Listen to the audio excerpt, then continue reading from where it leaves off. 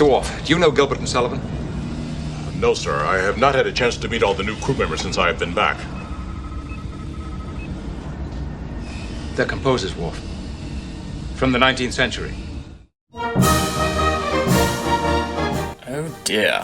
What are the Americans going to say about us now? They just can't help themselves, can they? I'm the greatest captain of the Queen's Navy. And your record will stand as proof. Even if you've never heard their names before, you've probably heard or seen references to the works of Gilbert and Sullivan at some point in your life.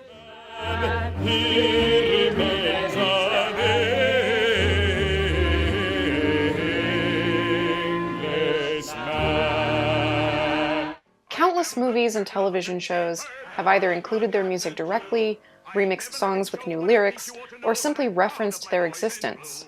He never let it show, but he thinks you ought to know that he's proud of his boys in blue. Their works profoundly influenced how opera and theater were performed, and theater critic John Bush Jones considered them to be the primary progenitors of the 20th century American musical. I'm the model of a modern major general, the venerated Virginian veteran whose men are all So, who were these guys, and why was their work so influential? William S. Gilbert, a lyricist and comedic writer, and Sir Arthur Sullivan, a musical composer, lived in England during the reign of Queen Victoria, and together created more than a dozen comedic English operas between 1871 and 1896. While they both could have enjoyed successful careers without the other, and were doing so prior to their meeting, it was in collaboration that they achieved their greatest accomplishments. In 1875, theatrical manager Richard Doyleycart brought Gilbert and Sullivan together to create Trial by Jury, an operetta for which Gilbert could draw upon his experiences as a lawyer.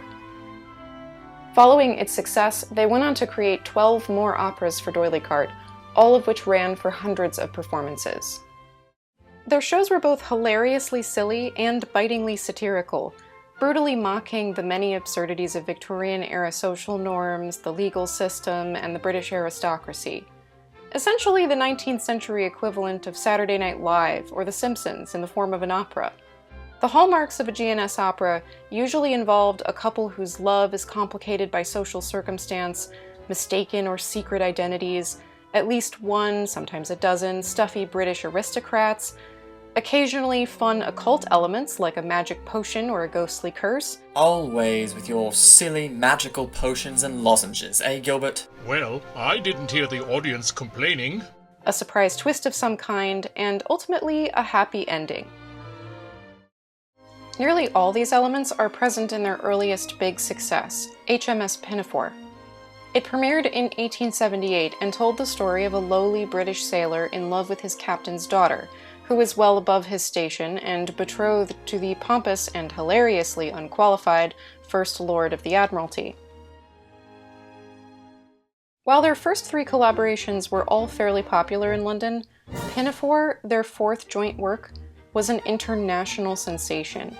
Its first run lasted 571 performances, nearly unmatched at the time, and was so wildly popular that unauthorized copycat productions popped up all over the United Kingdom and the United States. And did we ever get paid for those? Of course not. To this day, more than 140 years after its opening, HMS Pinafore is still one of Gilbert and Sullivan's most widely performed operas, and it has been referenced or pastiched by other art forms countless times, along with their other two greatest successes, The Pirates of Penzance from 1879 and The Mikado from 1885. So what exactly made their work so different from any of their contemporaries? The quality of a Gilbert and Sullivan show stood above their peers in several ways. They exercised extremely tight control over nearly all aspects of production, from sets, costumes, and props, to the casting and performances of the actors. Gilbert personally stage-directed every member of the cast, demanding they learn their lines and staging exactly as he wanted them, which was highly unusual for the time. Perhaps I should have let them improvise more. Oh, Gilbert, you know as well as I do, they weren't funny. He also pioneered a more natural form of acting which rejected campy self-consciousness, where the characters were unaware of how ridiculous they were. Contemporary critic Herman Klein wrote, "We secretly marveled at the naturalness and ease with which the quips and absurdities were said and done. For until then no living soul had seen upon the stage such weird, eccentric, yet intensely human beings. They conjured into existence a hitherto unknown comic world of sheer delight. Arthur Sullivan likewise closely dictated how each player of the orchestra would perform his music, and insisted on personally conducting every opening night performance. As if anyone else could be trusted with something so important.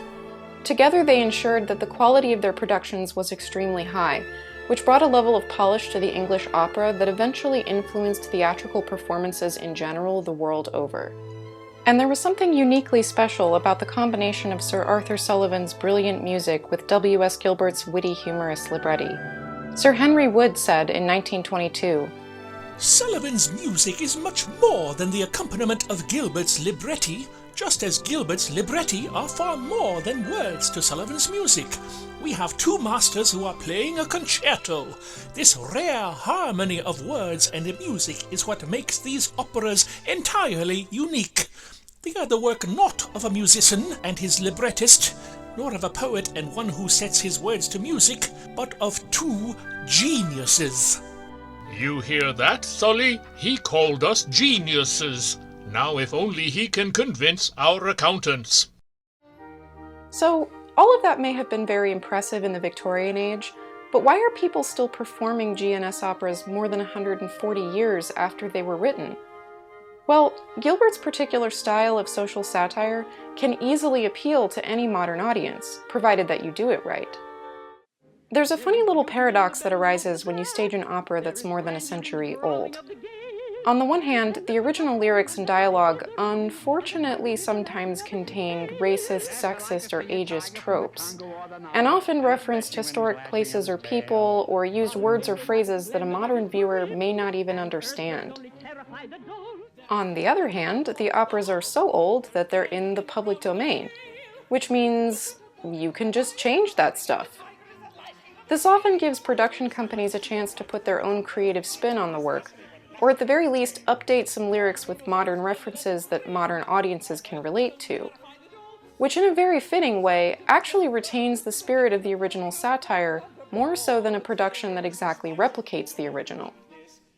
You can even completely replace the original lyrics and story with something totally different, while retaining the same humor and style. If you find you're overheated, no so cold that you are shivering. Your urine comes out purple or your ears are started quivering. Or numbness floating gas or heart, your fever is condition. Your better come and spills away onto your physician. The fast-paced and intricately rhymed patter songs, which are many people's favorite aspect of the GNS canon, are particularly well suited to this.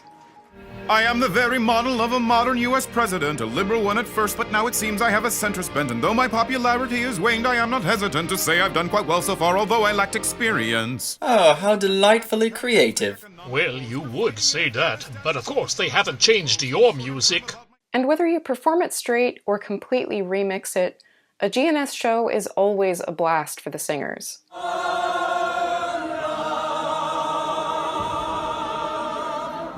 There are so many things to love about Gilbert and Sullivan's work, from the clever patter songs and the powerfully emotional ballads to the jubilant finales.